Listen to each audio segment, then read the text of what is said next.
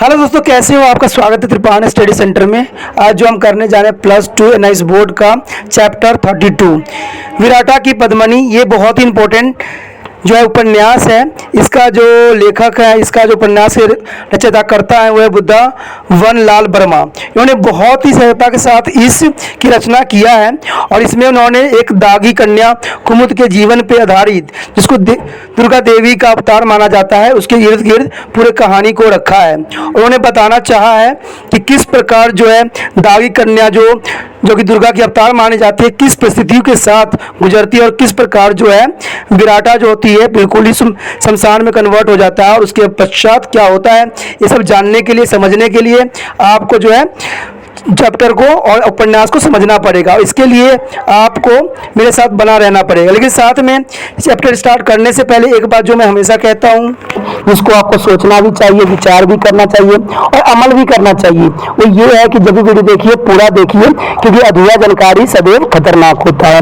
साथ में एक इम्पोर्टेंट बात ये भी रहती है कि अगर आप पहली बार वीडियो देख रहे हो तो लाइक शेयर सब्सक्राइब जरूर कीजिए। देखिए दोस्तों, लाइक कीजिएगा तो इससे ये होता है कि बनाने वाले का जो मनोबल होता है वो बढ़ता है और आपके लिए अच्छा से अच्छा करने की सदैव कोशिश करता है। तो लाइक जरूर कीजिए और लाइक करके मुझे प्रोत्साहित कीजिए, जिससे मैं आपके लिए अच्छा से अच्छा और भी बेस्ट बना सकूं। और शेयर करना तो कहते हैं जग कल्याण के समान है। अगर आप दूसरे जरूरतमंद बच्चे हैं उनको अगर शेयर करते हैं और उन तक ये वीडियो पहुंचाते हो तो इससे ये होता है कि अगर उनकी आवश्यकता थी और वो उसी वीडियो की प्रतीक्षा में थे और आपके थ्रू वो मिल गया है तो वो आपके शुक्रिया अदा करेंगे और आपको धन्यवाद देंगे और आपको जो है अच्छा भी कहेंगे। ठीक है, और सब्सक्राइब करना इसलिए इंपॉर्टेंट है कि आप वीडियो तब भेजोगे ना अपने दोस्तों के पास जब आपके पास ही पता लगेगा कि वीडियो उनके लिए है। तो सब्सक्राइब करोगे तभी आप तक इसका नोटिफिकेशन जो है मिलेगा और सही समय पर जो है दूसरे बच्चों को भी हेल्प कर पाओगे। दोस्तों, आप सोचते होंगे कि त्रिपाण स्टडी सेंटर जो है सिर्फ वो जो है एनआईएस बोर्ड के लिए ही वीडियो बनाता है या सिर्फ एक ही क्लास के लिए वीडियो बनाता है। ऐसा नहीं है दोस्तों, ये जो है कई मायनों में हर जगह जो है हेल्पफुल है, क्योंकि ये जो है 8th class 9th 10th 11th 12th CBSE के सभी चैप्टरों को जो है कवर करता है। प्लस जो है एनआईएस बोर्ड 10th हो या +2 हो सभी सब्जेक्टों को कवर करता है।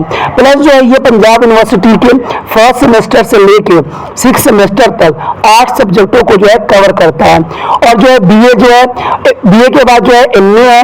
एमए में जिन बच्चों की जो प्रॉब्लम होती है उनको भी सोल्यूशन करने के लिए त्रिपाण स्टडी सेंटर सदैव अग्रसर है। तो कहते हैं इतना हेल्पफुल हो जाने के बाद भी अगर त्रिपाण स्टडी सेंटर को सब्सक्राइब नहीं करते हो तो आप दूसरे बच्चों को भी हेल्प नहीं कर पाओगे। तो सोचिए मत, विचार मत कीजिए, अभी त्रिपाण स्टडी सेंटर को सब्सक्राइब कीजिए, लाइक कीजिए, शेयर कीजिए और दोस्तों के साथ इसको व्हाट्सएप स्टेटस पे लगाइए। ठीक है दोस्तों, ये तो था आपके लिए। अब देखते हैं हमारे आज सिलेबस में क्या है। खंड 21। अली मर्दाना एक बड़ी संख्या में सेना लिए हुए पालर जा पहुंचा। उसे अपने पराव के लिए वहां से बढ़कर अच्छा स्थान मालूम न था। घोड़े के लिए पानी और चारा दोनों का सुविधा था तथा उसी स्थान पर दुर्गा मंदिर और पुजारीन का घर भी था।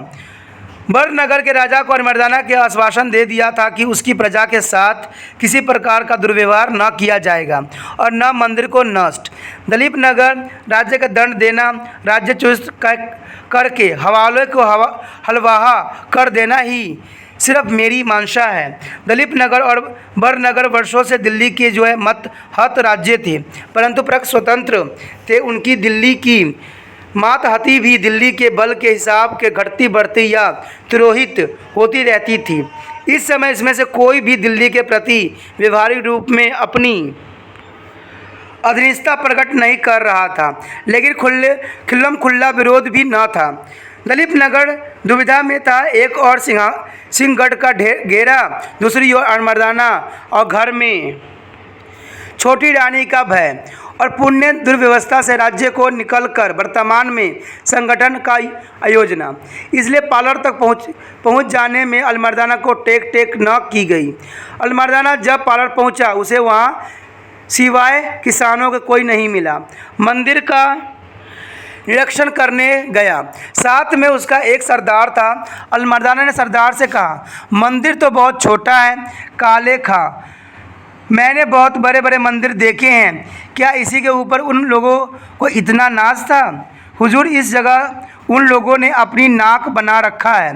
पुजारिन कहीं कहीं भाग गई होगी, मगर पता लग जाएगा। बुंदेलखंड लोग भागते भी हैं तो घर छोड़कर दूर नहीं जाते। तुम्हारे साथ किस जगह लोचन सिंह लड़ा था? काले खां ने स्थान बतलाकर कहा, इस जगह हुजूर। और वहाँ कहाँ थी? लड़ाई के समय कुमुद जिस स्थान पर अपने पिता के साथ कुज्जर सिंह की अभिवक्ता में खड़ी थी, वह स्थान भी अलमर्दाना को बताया गया। यह सब देखभाल कर आसपास के रास्ते, छिपाव और आक्रमण के स्थानों की परीक्षण करके संध्या से पहले अलमर्दाना काले खां को साथ लेकर झील पर गया। पानी का बड़ा सहारा है यहाँ काले खां। यहीं से दस्ते बना कर हमला करना अच्छा है, बेहतर है हुजूर। 2 दिन सामान इकट्ठा कर लो, तीसरे दिन धावा कर दिया जाए। सिपाहियों को इसी बीच में आराम भी मिल जाएगा। इतने में एक सिपाही ने सूचना दी कि दिलीप नगर के कोई मंजरा करने के लिए आया है। नवाज के बाद अलमर्दाना से दिलीप नगर का जो मनुष्य मिला वह रामदयाल था। उस समय अलमर्दाना के पास काले खां के सिवा और कोई न था। रामदयाल ने कहा, मैं सरकार के पास राखी लाया हूँ। राखी? अलमर्दाना आश्चर्य से बोला, किसने भेजी है? मैं राखी मंजूर न करूँगा। यह राखी लौट नहीं सकती। मत महाराज की छोटी रानी ने भेजी है, जो नए राजा के विरुद्ध आपसे सहायता चाहती है। अलमर्दाना चौंक पड़ा। छोटी रानी की राखी मंजूर है? वह एक क्षण बाद बोला, जाओ, आज से वह मेरी धर्म की बहन हुई। रामदयाल ने प्रसन्नतापूर्वक अलमर्दाना को राखी दे दी। उसने पगड़ी में रख ली। फिर रामदयाल ने उसने एक एक करके रियासत संबंधी सब वृत्तांत पूछ डाला। सब हाल सुनकर काले खां से बोला, तुम एक दास्ता लेकर कुज्जर सिंह की मदद के लिए सिंहगढ़ जाओ। मैं दूसरे दस्ते से दिलीप नगर पर दावा करता हूँ। खंड 22। अपनी सेना का एक दस्ता ले पालड़ में छोड़कर दूसरे दिन उसने कुछ कर दिया। जब दिलीप नगर के राज्य में कोई कोष घुस गया, तब दयाराम को विदा करते समय बोला, रानी के पास कुछ सरदार हैं, उन सबके लेकर सिंहगढ़ पहुँचो। अब रानी का दिलीप नगर में रहना ठीक नहीं है। बहुत अच्छा, मैं अभी जाकर इसका प्रबंधन करता हूँ। कुछ समय उसे रोक कर अलमर्दाना ने कहा, मंदिर के विषय में तुम्हारा क्या ख्याल है कि मैं तुड़वा दूँगा? कभी नहीं, रामदयाल ने आवेश में आकर उत्तर दिया। जरा ठहर कर अलमर्दाना ने कहा, मगर जिस लड़की ने यह फसाद करवाया था उसे कुछ सज़ा दी जाएगी। अलमर्दाना हंसकर बोला, फिर? मगर उस लड़की को जो सज़ा दी जाएगी वह किसी बड़े पुरस्कार से भी बढ़कर होगी। रामदयाल अलमर्दाना का मुंह जोहर लगा। अलमर्दाना कहता गया, उसे मैं अपने महल में जगह दूंगा। पालड़ की अपेक्षा शायद कलापी उसे शुरू में कम पसंद आवे। बस इतने में ही राजा समझो। इसके बाद अगर वह सुखी न रह सकी तो तुम मुझे दोष देना। क्या कहते हो रामदयाल? उसने उत्तर दिया, इसमें तो किसी प्रकार का हर्ज नहीं दिखाई पड़ता हुजूर। राजा देव सिंह और लोचन सिंह के नायकत्व में दिलीप नगर की सेना को अलमर्दाना नुकसान नहीं पहुंचा पाया। दिलीप नगर की और उसकी बढ़ती हुई प्रगति को निश्चित रूप में रुक जाना पड़ा। नाले जंगलों और पहाड़ियों में लड़ते अलमर्दाना ने सोचा, बिना किसी अच्छे किले के हाथ में किए युद्ध आसानी से और विजय की पूरी आशा के साथ न हो सकेगा। इसलिए अपने देव सिंह की सेना को अटकाए रखने के लिए एक दस्ता जंगल में छोड़ दिया और उसी सेना को दूसरे दस्ते को लेकर होशियारी के साथ चुपचाप सिंहगढ़ रवाना हो गया। बहुत चक्रदार मार्ग में जाना पड़ा, इसलिए वह सिंहगढ़ के निकट देर में पहुंचा। राजा देव सिंह को इस चाल की सूचना विलम्ब से मिली। उस समय पालड़ की छवनी में अलमर्दाना की इस नई योजना के अनुसार और सिपाही आ पहुँचे। देव सिंह इस सेना का मुकाबला और पालड़ की छवनी पर दावा करने के लिए वहीं गया और लोचन सिंह को सिंहगढ़ की ओर भेजा। परंतु इसके पहले ही रामदयाल ने छोटी रानी के पास पहुंचकर राजधानी में ही उपद्रव्य झगड़ता कर दिया। जो लोग राजदेव सिंह के अभिषेक से असंतुष्ट थे वह सब छोटी रानी के झंडे के नीचे आ गए और उन्हें खास दलीप नगर में जो है गृह युद्ध आरंभ कर दिया। छोटी रानी ने एक सरदार के नीचे थोड़ी सी सेना राजधानी के तंग करने के लिए छोड़ दी और एक बड़ी तादाद में सेना लेकर सिंहगढ़ की ओर चल पड़ी। उसे यह नहीं मालूम था कि अलमर्दाना सिंहगढ़ की ओर गया है। मालूम भी हो जाता तो वह इन रुकती। जनार्दन इस विद्रोह का समाचार राजा के पास जहां वह लड़ रहा था भेजा। पत्रवाहक लोचन सिंह के बीच में ही मिल गया। तब लोचन सिंह सिंहगढ़ की ओर न जाकर सीधा दलीप नगर पहुंचा। राजधानी के वलेवे को दबाने के लिए लोचन सिंह को कई दिन लग गए। इस बीच में रानी और अलीमर्दाना को सेनाएं सिंहगढ़ के जो मुहासिरे पर पहुंच गई। राजा देवी सिंह की सेना को कुज्जर सिंह, अलीमर्दाना और छोटी रानी की सेनाओं से लोहा लेना पड़ा। खंड 23। राजदेव सिंह की सेना सिंहगढ़ के घेरे में हार गई और भागकर दिलीप नगर पहुंची। देव सिंह ने जनार्दन से कहलवा भेजा, यदि लोचन सिंह से काम न चलता हो तो किसी दूसरे सरदार को सिंहगढ़ भेजो। यहाँ उसे मत लौटाना, मैं उसका मुंह नहीं देखना चाहता। जनार्दन ने सामयिक स्थिति पर बातचीत करते हुए लोचन सिंह से कहा, यदि आप सीधे सिंहगढ़ चले जाते तो अच्छा होता। राजा की आज्ञा का उल्लंघन करके अच्छा नहीं किया। वह पुरानी बात है, यदि काम करना है तो उसे तो यूं ही मनाऊंगा और नहीं करना है तो अपने घर चला जाऊंगा। परंतु युद्ध के विषय में मैं पंडित की आज्ञा नहीं लिया करता। महाराजा ने क्या कहलवाया है जानते हो? जनार्दन ने उत्तेजित होकर कहा, और युद्ध के दिनों में घर बैठ जाना तो किसी भी सरदार को शोभा नहीं देता है। लोचन सिंह ने तर्क कर कहा, तो अब राजा को सूचित कर दो कि जहाँ पुरुष की कदर नहीं वहाँ लोचन सिंह नहीं रहेगा। और जनार्दन की विषय जो विनम्र प्रार्थना करने पर भी वहाँ से वो उठ गया। खंड 24। सिंहगढ़ में कुंवर सिंह की छोटी रानी की सेना के आने का और उसके उद्देश्य का समाचार मिल गया था। इन दोनों का संयुक्त दल सिंहगढ़ को फाटक खुलवाकर भीतर पहुंच गया। कुंवर सिंह को अलमर्दाना के दस्ते का हाल मालूम न था। रामदयाल अलमर्दाना के साथ साथ था। डोरे में रानी की सवारी सबसे पहले दाखिल होकर दूसरी ओर चली गई। कुंवर सिंह सबसे पहले रानी के पास गया, पैर छूकर खड़ा हो गया। परिश्रम और थकावट के सारे चिन्ह उसके मुख पर थे, परंतु हर्ष की भी रेखाएं चमक रही थी, जैसे धूल में जो है सोना चमक रहा हो। रानी ने कृतज्ञ कुंवर सिंह से कहा, खास दलीप नगर में लड़ाई हो रही है। सहदेव की फौज देव सिंह से पालड़ की ओर लड़ रही है और स्वयं सहदेव की रामदयाल यहाँ लिवा लिया है। उसकी सहायता न होती तो तुमसे मिल पाना असंभव होता। और कुंवर सिंह के मस्तक पर हाथ फेरा। सुनकर कुंवर सिंह आँख में तारे छिटक उठे। अलमर्दाना का नाम सुनते ही शरीर में पसीना आ गया।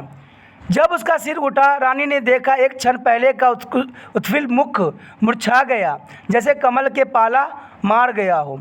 क्या है कुंवर सिंह, क्या कहना चाहते हो? रानी ने पूछा। कुछ नहीं काकाजू, कुंवर सिंह ने उत्तर दिया। मुझे सरीखे तुच्छ मनुष्य के लिए अपने जो कष्ट उठाया है वह व्यर्थ गया सा जान पड़ता है। इस रुखाई से रानी तिलमिला उठी, बोली, तुम सदा से रोते से ही बने रहो। क्या इस विजय से तुम्हें राज सिंहासन अपने अधिक निकट नहीं दिखाई पड़ रहा है? सेना एक आधा रोज विश्राम कर ले कि तुरंत दलीप नगर के ऊपर प्रबल आक्रमण कर दिया जाएगा और जनार्दन देव सिंह, लोचन सिंह इत्यादि बागियों को उसके लिए की भरपूर बदला दे दिया जाएगा।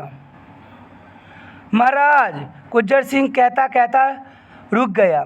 बोलो बोलो कुंवर सिंह, क्या कहते हो? रानी जरा चिढ़कर बोली। सामने से रामदयाल की को और उससे थोड़ी ही पीछे अलमर्दाना को देखकर कुंवर सिंह ने कहा, अभी काकू से विश्राम करो, बहुत परिश्रम किया है।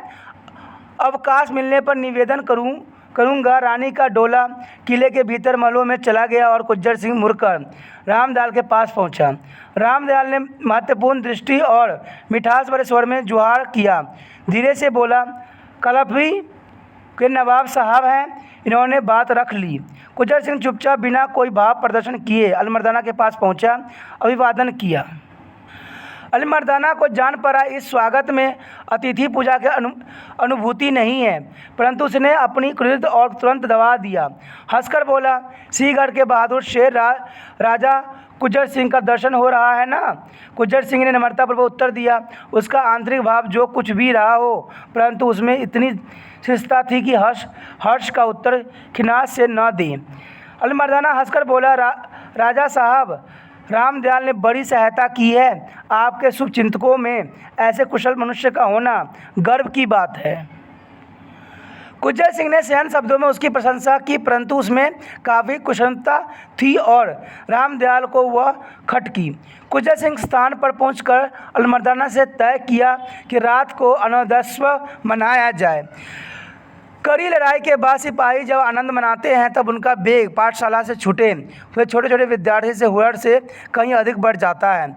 इस शोरगुल को एक और छोड़कर मर्दाना, कुंजर सिंह और रामदयाल एकांत स्थान में जा बैठे। उमंग के साथ मर्दाना ने कहा, जिस दिन राजा साहब का तिलक होगा उस दिन जश्न और भी ज़ोर शोर से साथ मनाया जाएगा। बड़ी बड़ी कठिनाई सामने है। कुंजर सिंह ने गंभीरता के साथ कहा, मैं तो समझा था कि सिंहगढ़ के भीतर ही रण क्षेत्र और शमशान दोनों हैं। रामदयाल बोला, अब उतनी कठिनाई हमारे सामने नहीं है जितनी देव सिंह इत्यादि के सामने है। आप राजा साहब, अलीमर्दाना स्वाभाविक गति के साथ बोला, राज्य प्राप्त करते ही रामदयाल को बड़ा सरदार बनाइएगा। मैं इनके लिए सिफारिश करता हूँ, निवेदन भी करता हूँ। परंतु भाव को छिपाकर बोला, शुभ घड़ी आने पर किसी सेवक की कोई सेवा नहीं भुलाई जा सकती। नवाब साहब, यथोचित पुरस्कार सभी को मिलेगा। रामदयाल के मन में इस वचन को किसी उमंग का संचार न हुआ। बोला, महारानी साहिब और राजा की कृपा बनी रहे। नवाब साहब हमारे ऊपर, हमें तो चरण में पड़े रहने में ही सुख है। सरदारी लेकर क्या करेंगे? अलीमर्दाना की समझ में न आया, भविष्य में आपको क्या कार्यविधि होगी? राजा साहब, अब सेनापतियों का भार आपको लेना होगा। उत्तर के लिए कुंजर सिंह तैयार था। बोला, मेरी गतिमति के ऊपर रानी साहब को अधिकार है। उनकी इच्छा मालूम करके आपसे प्रार्थना करूंगा। बहुत अच्छा, अलीमर्दाना ने कहा, सवेरे तक बतला दीजिएगा, परंतु एक सम्मति है, उसे ध्यानपूर्वक सुन लीजिए और रानी साहब से अर्ज कर दीजिएगा। वो यह है कि सवेरे तुरंत कुछ फौज दलीप नगर पर हमला करने के लिए रवाना करवा दिया जाए और एक टुकड़ी पास पड़ोस के छोटे मोटे किले पर कब्जा करने के लिए भिन्न भिन्न दिशाओं में भिजवा दिया जाए। कुंजर सिंह बोला, सेना को इस तरह कई भागों में विभक्त कर देना ठीक राजनीतिक होगी या नहीं? ककाजू से पूछ निवेदन करूँगा। उसी संध्या के समय बाद रामदयाल ने अलीमर्दाना से बात करने का अवसर निकाला। वह भी रामदयाल की होठ में था। गद्दी मिलने के बाद राजा साहब दीवान किसको बनाएंगे? रामदयाल अलीमर्दाना ने पूछा। हुजूर, यह हुआ जिससे उस पद पर बिठाया। रामदयाल ने उत्तर दिया, मैं तो उन्हें गद्दी पर बिठला कर कलप चला जाऊंगा। वहीं के मामले में फुर्सत नहीं, न मालूम दिल्ली जाना पड़े, न मालूम मलबे की तरफ। तब जिसे वह चाहेंगे, परंतु राज्य इस तिलक के बाद भी बिना आपकी सहायता के किस तरह चलेगा, सो जरा मुश्किल से समझ में आता है। यदि महारानी के हाथ में शासन की बागडोर रहने दी जाएगी तो निस्संदेह कठिनाई कम नजर आवेगी। अलीमर्दाना हंसकर बोला, यदि रामदयाल को दीवान बना दिया जाएगा तो शायद ज़्यादा गड़बड़ न हो। फिर तुरंत गंभीर होकर कहने लगा, तुम क्या इसे असंभव समझते हो? दिल्ली की सल्तनत में छोटे छोटे आदमी बहुत बड़े बड़े हो गए हैं। दिमाग और होशियार की जो है कदरदानी की जाती है। रामदयाल चुप रहा। अलीमर्दाना ने कहा, तुम्हें अगर दीवान मुकर्रर किया जाए तो महारानी साहिब को तो कोई एतराज़ न होगा। उसने उत्तर दिया, उनके चरणों की कृपा से तो मैं जीत ही हूँ। कुछ और कहना चाहता था, झिझक गया। अलीमर्दाना ने कहा, राजा साहब तो बेचारे बड़े नेक और सीधे आदमी मालूम होते हैं। रामदयाल ने कोई मतलब प्रकट नहीं किया। हमारा कुछ काम रामदयाल, उसने पूछा। रामदयाल बोला, आज्ञा। मैंने तुम्हें पार्लर से कुछ कहा था, याद है? इस बीच में तुम बहुत उलझनों में रहे हो। अगर पता लगाओ सको तो अच्छा है, नहीं तो खैर। लगा लिया, रामदयाल ने कहा। उत्साह के साथ अलीमर्दाना ने पूछा, कहाँ है? खबर लगी है कि वह विराटा के जंगलों में किसी गुप्त किले की अदृश्य गुफा में है। अमरदाना अपनी सहज सावधानता के वृत्त का उल्लंघन करके बोला, रामदयाल बड़ा पुरस्कार मिलेगा हुजूर, मैं उसे ढूंढूंगा और आपके सम्मुख कर दूंगा। इसका बीड़ा उठाता हूँ। जरा दवित जवान से अमरदाना ने पूछा, तुम उसे देवी का अवतार तो नहीं समझते हो? जरा भी नहीं, रामदयाल ने उत्तर दिया। वह तो मूर्खों का जो है ढकोसला है। उसका नाम क्या है? कुमुद। खंड 25। जिस समय अमरदाना और रामदयाल की बातचीत हो रही थी उस समय गुज्जर सिंह छोटी रानी के पास था। छोटी रानी उसे कह रही थी, तो तुम्हारे यह तरपते है कि यहाँ हम लोग ना आते, तुम्हें यही लड़ने सरने और मरने दिया जाता। ठीक है ना गुज्जर सिंह? आपके दर्शन से तो मेरे पाप कटते हैं, गुज्जर सिंह ने कहा, परंतु अमरदाना को नहीं बुलाना चाहिए था। अमरदाना को न बुलाया होता तो सर्वनाश हो गया होता। उसने तो वैसे भी चढ़ाई कर दी थी, उसे रोक ही कौन सकता था। और दिलीप नगर के पूर्व राजा इस तरह की सहायता का आदान प्रदान पहले से भी करते आए हैं, परंतु जिस प्रयोजन से वह आया है वह आपको मालूम है। वह जनार्दन और लोचन सिंह को सूली देना आया है। यदि वह इसमें सफल हो जाए तो मैं कहूँगी कि बहुत अच्छा हुआ। वह पालड़ की देवी और उसका मंदिर नष्ट करने आया है। आपको यह बात स्मरण रखना चाहिए। रानी ने झुलकर कहा, मुझे क्या बात स्मरण रखनी चाहिए? मैं इसे बहुत अच्छी तरह जानती हूँ। यदि तुम साथ रहकर लड़ाई करना चाहो तो अच्छा है, यदि तुम्हारे मन में को न भावे तो जिस तरह चाहो लड़ो, या धर्मद्रोही या स्वार्थघाती जनार्दन की शरण चले जाओ और हम लोगों को अशुभ चिंतन करो। गुज्जर सिंह का कलेजा हिल गया। नम्रतापूर्वक बोला, महाराज रुष्ट न हो, आप राज्य करें, मुझे राज्य की उतनी अधिक परवाह नहीं है। यदि होगी तो जनार्दन इत्यादि को दंड देने का उपरांत जो कुछ भाग्य में होगा पाऊंगा। इस नम्रता में दृढ़ता की गूंज सुनकर रानी कुछ नरम पड़ी, बोली, अमरदाना का वह प्रयोजन नहीं जो तुम समझ रहे हो। उसने मेरी राखी स्वीकार की है, मुझे बहन की तरह माना है। हिंदुओं का धर्मनाश उसका कदाचित उद्देश्य नहीं है। ऐसी हालत में तुम्हें व्यर्थ के संदेश से जो है माथापच्ची नहीं करनी चाहिए। इतने में वहाँ रामदयाल आ गया। रानी के पास किसी समय भी आने की उसे मनाही नहीं थी। रानी ने उसे कहा, रामदयाल आगे के लिए क्या ढंग सोचा गया है? गुज्जर सिंह की ओर संकेत करके उसने उत्तर दिया, जैसा निश्चित किया जाए वैसा ही होगा। अभी तक कुछ निश्चित नहीं हुआ है, रानी बोली। गुज्जर सिंह ने कहा, अमरदाना के राय सेना को टुकड़ियों में विभक्त करके इधर उधर बिखेरने की है। सेना का अधिक भाग वह सिंहगढ़ में रखना चाहते हैं। यदि देव सिंह की सेना ने किसी और प्रचंड वेग के साथ चढ़ाई कर दी तो सिंहगढ़ हाथ से चला जाएगा और बिखरी हुई टुकड़ियां कभी संयुक्त न हो पाएगी। रानी झुल्ला कर बोली, रामदयाल क्या इसी तरह का युद्ध करने की बात अमरदाना ने कही है? उसने उत्तर दिया, ठीक इसी तरह की तो नहीं कही है। नवाब साहब दिलीप नगर के अधिकृत करने के लिए पर्याप्त सेना भेजना चाहते हैं। रामदयाल की बात गुज्जर सिंह को कभी अच्छी नहीं लगती थी, इस समय और भी प्रखरता के साथ पड़ गई। बोला, तो ककूजी रामदयाल को सेना नायक बना दो। बस प्रधान सेनापति अमरदाना और सहकारी सेनाध्यक्ष रामदयाल। अपने इस भोग छोप पर गुज्जर सिंह को तुरंत पछतावा हुआ। कुछ कहना भी चाहता था कि रामदयाल ने बहुत विनीत भाव के साथ कहा, काकू जी ने पूछा था इसलिए मैंने निवेदन किया, यदि कोई अपराध किया हो तो क्षमा कर दिया जाए। मैं तो सदा भगवान से मनाया करता हूँ कि आप लोगों के चरणों में पड़ा रहूँ। रानी ने पूछा, तब क्या कार्यक्रम स्थिर किया? गुज्जर सिंह ने उत्तर दिया, हमारी कुछ सेना सिंहगढ़ में रहे, बाकी दिलीप नगर पर धुआवा कर दे और अमरदाना अपनी सेना लेकर देव सिंह पर छापा मारे। रानी ने रामदयाल की ओर देखते हुए कहा, अमरदाना को पसंद आवेगा नहीं आवेगा महाराज? रामदयाल ने उत्तर दिया। गुज्जर सिंह ने कहा, मैं नवाब से बात करूंगा। दूसरे दिन सवेरे गुज्जर सिंह ने अमरदाना से अपने संकल्प के अनुरूप कराने की चेष्टा की, परंतु सफल न हुआ। अमरदाना सिंहगढ़ को अपने अधिकार से बाहर नहीं होने देना चाहता था। 2-3 दिन इसी विषय को लेकर वाद विवाद होता रहा। सहज निर्णयशील रानी गुज्जर सिंह को किले के बाहर निकाल देने की कल्पना करने लग गई। अलमर्दाना को रानी का यह भाव कुछ कुछ अवगत हो गया। उन 3 दिनों में कोई सेना कहीं नहीं भेजी गई। अलमर्दाना ने मुस्तैदी के साथ खाद्य सामग्री इकट्ठी कर ली, परंतु 3 दिन के उपरांत की रण की योजना अनिश्चित ही थी। 26 लोचन सिंह के रुष्ट होकर चले जाने पर जनार्दन बहुत चिंतित हुआ। वह उसके हठी स्वभाव को जानता था, इसलिए उस समय मनाने के लिए वो नहीं गया। राजधानी में बलावा ऊपर से देखने में दब गया था, परंतु शांत नहीं हुआ था।